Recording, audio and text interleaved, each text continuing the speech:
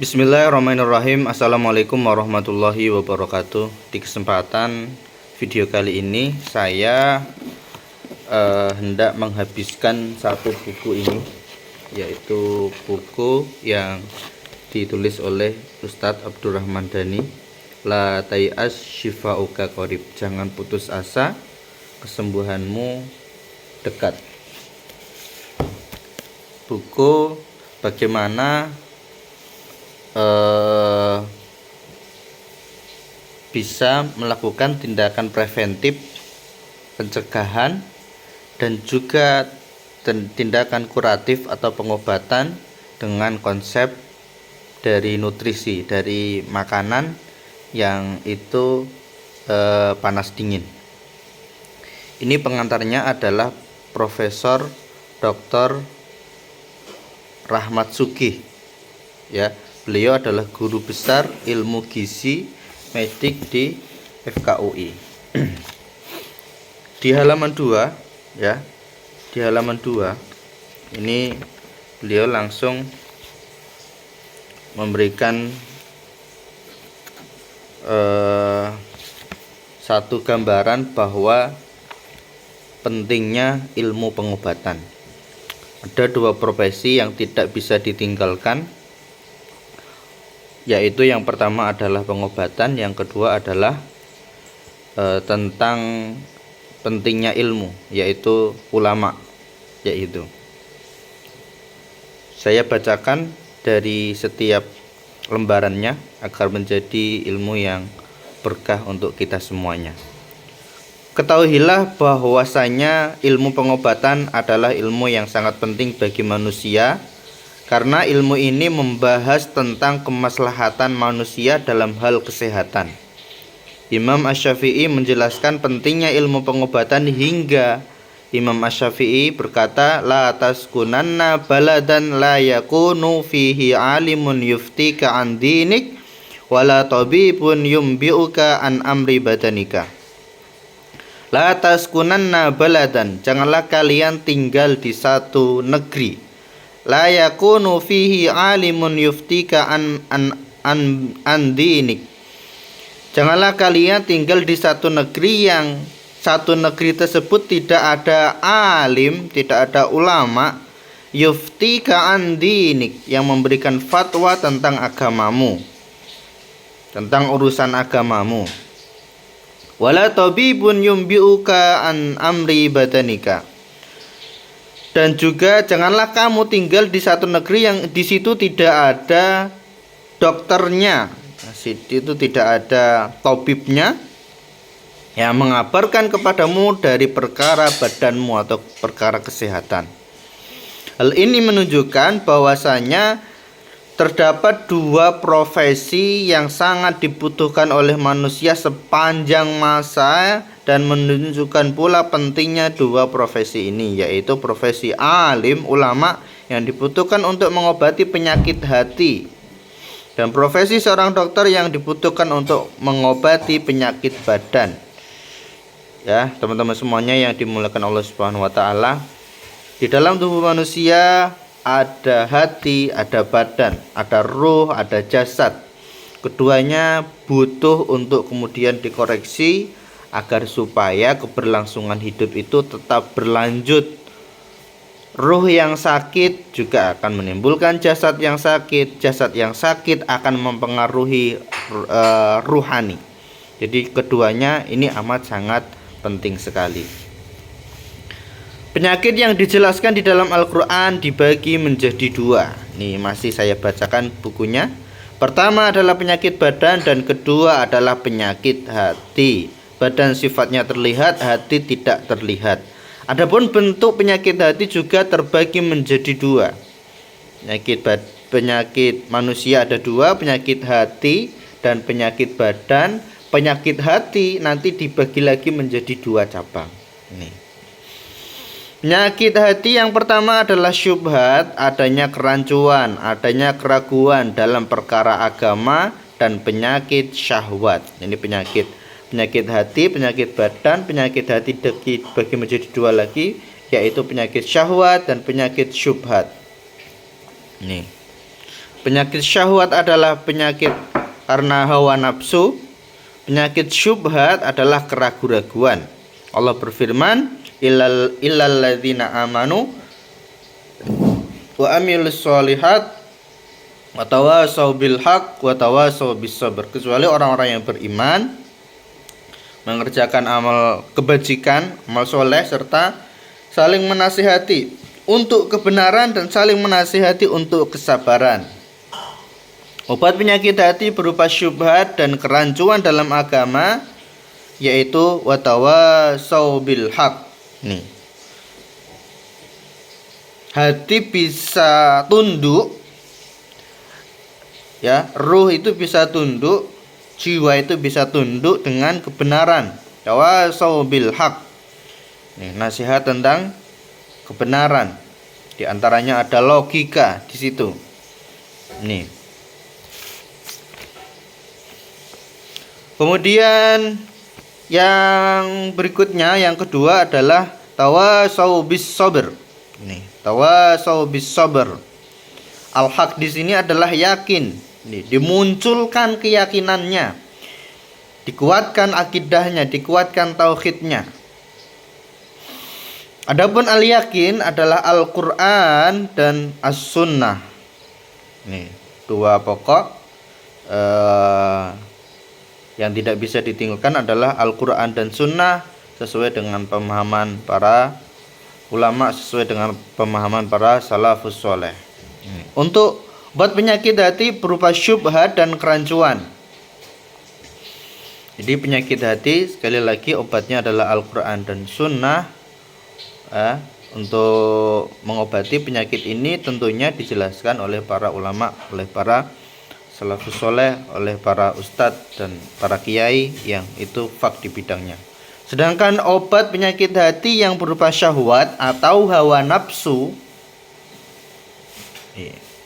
ruh, jasad, ruh tadi dibagi lagi menjadi dua, syubhat dan syahwat. Ini syubhat itu nanti bisa sembuh dengan ilmu.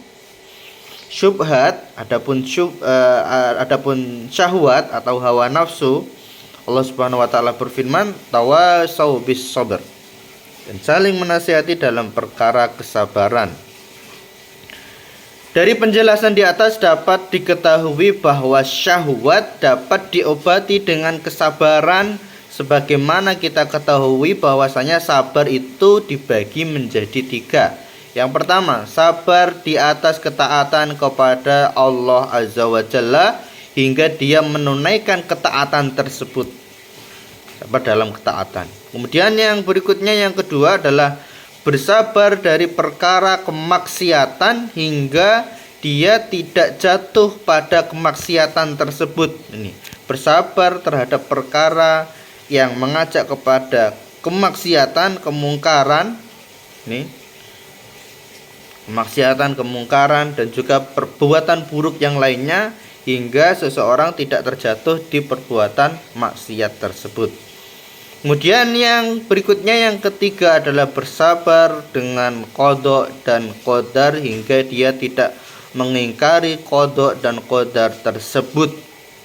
Bersabar dengan apa yang Allah Subhanahu wa taala sudah tuliskan kepada kita.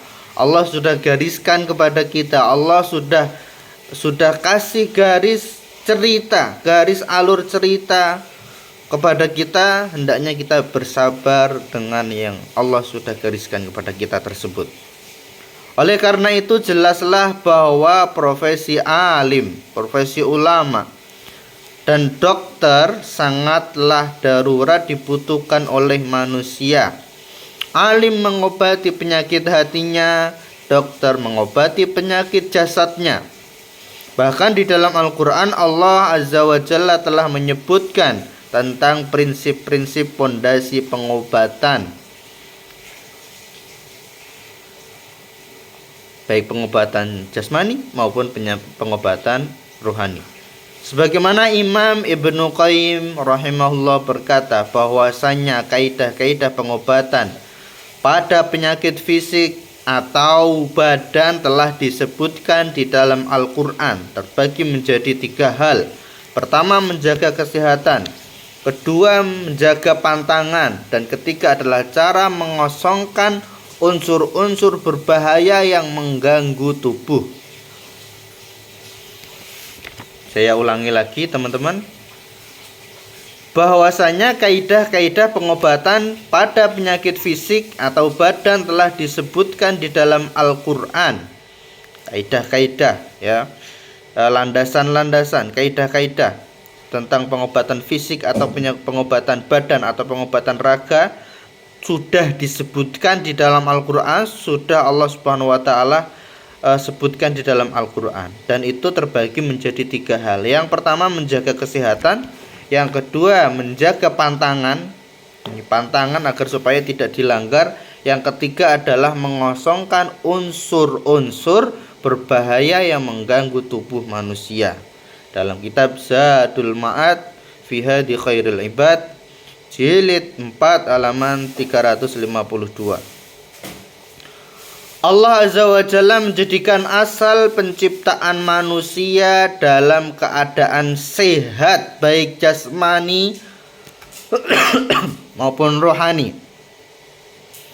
Nikmat sehat inilah yang akan ditanyakan pada setiap hamba di hari kiamat nanti. Dari Abu Hurairah radhiyallahu an, Nabi sallallahu alaihi wasallam bersabda, inna awwala ma yus'alu anhu yaumal qiyamah ya'nil abda minan na'im ayyuqala lahu alam nusahhih laka jismaka wa nurwika minal ma'il barid.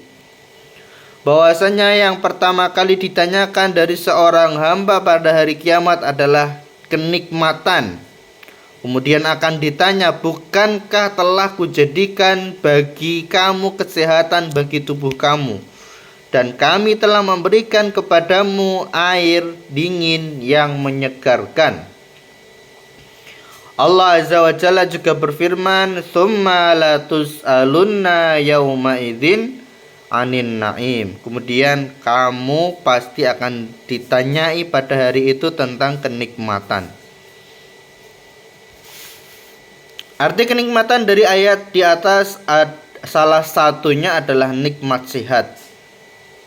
Nikmatan yang dimaksudkan di ayat tersebut, tsumma la tus'alunna yauma idzin anin na'im, sehingga kesehatan juga termasuk kenikmatan yang akan dimintai pertanggungjawabannya.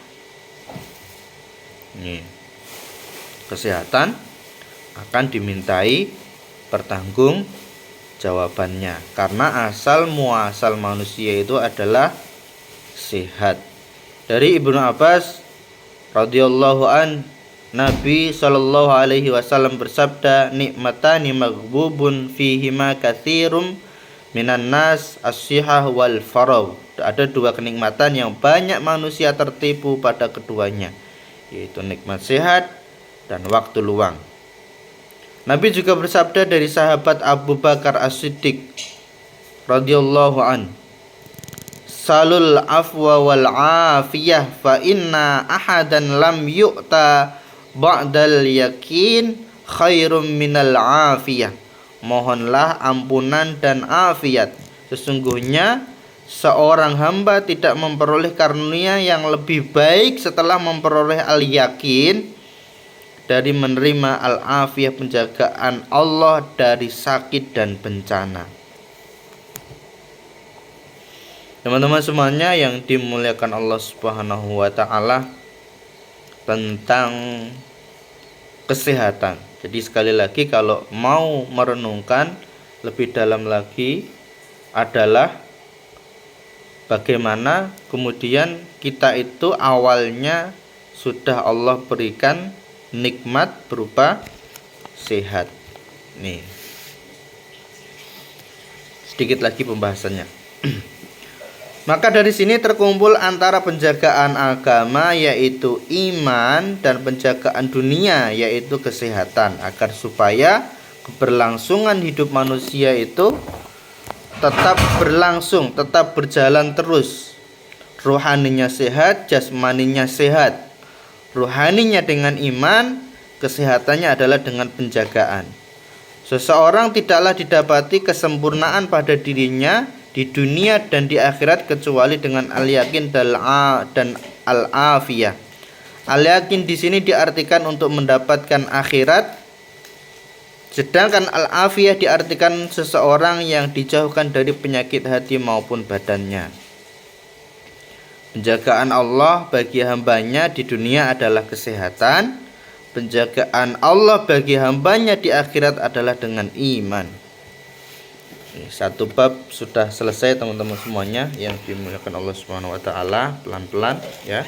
Ini sampai di halaman 8. Pada intinya di bab yang pertama di sini adalah bagaimana kemudian kita bisa menjaga dua hal agar supaya kita itu masih terus dalam keadaan sehat. Yang pertama adalah kita menjaga rohani kita, ya, menjaga rohani kita agar tetap sehat, menjaga jasmani kita juga agar tetap sehat. Yang kedua adalah kita hendaknya memberikan pengobatan kepada ruh kita manakala ruh tersebut sakit. Memberikan pengobatan kepada jasad kita manakala jasad kita itu sedang mengalami sakit. Ruh diantaranya adalah dengan kita bertanya kepada ulama, bertanya kepada ustadz, kepada kiai yang itu memang fak di bidangnya. Kemudian kita berobat datang ke dokter, ya, manakala kita mengalami sakit jasmani kita. Demikian teman-teman semuanya yang dimuliakan Allah Subhanahu wa taala. Mudah-mudahan bisa mengambil ibrah, bisa mengambil pelajaran dari apa yang kita sampaikan. Barakallahu fikum. Kalau benar datangnya dari Allah Subhanahu wa taala, kalau ada salahnya datangnya dari kami pribadi, dan kita banyak beristighfar kepada Allah Azza wa Jalla. Barakallahu fikum. Assalamualaikum warahmatullahi wabarakatuh.